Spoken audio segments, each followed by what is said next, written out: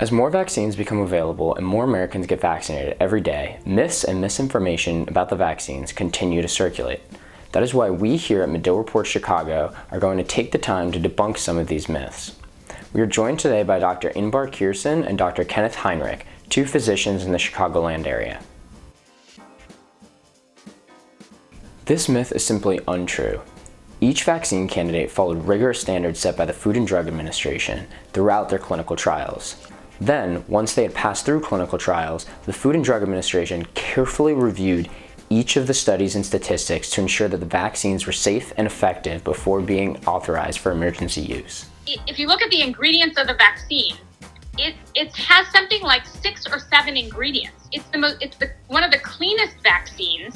It has no preservative, no thimerosal, no mercury, nothing that's really of concern.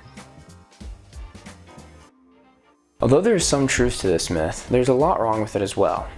Although some vaccines are less effective overall than others, what matters is the effectiveness at preventing severe disease. And each of the vaccine candidates currently approved are over 80% effective at preventing severe infection.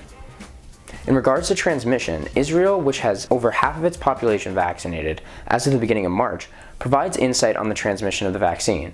A recent study found a reduction in the transmission of COVID-19 among those who were vaccinated. So basically what they showed through this study is that there's a reduction in the viral load of someone who is vaccinated.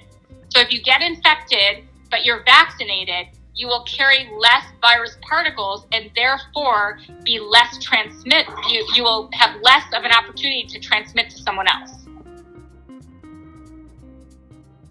According to experts, herd immunity requires between 75 and 85% of the population to be protected from the virus, either through receiving the vaccine or of having had COVID-19 and having antibodies. However, Dr. Kierson says that this may be a farther off goal than we think.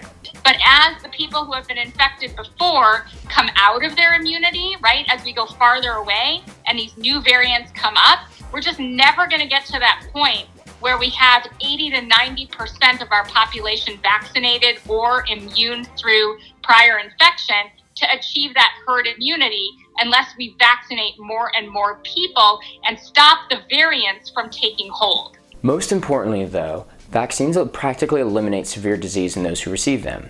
If you choose not to receive them, you have a greater risk of contracting COVID-19 and contracting a serious case which could lead to hospitalization or even death. Unfortunately, experts agree that COVID-19 is not going anywhere, and we each need to do our part to spread accurate information and ensure we get vaccinated when we can. This is Liam Bowen Meisner of Medill Report Chicago. Thank you for watching.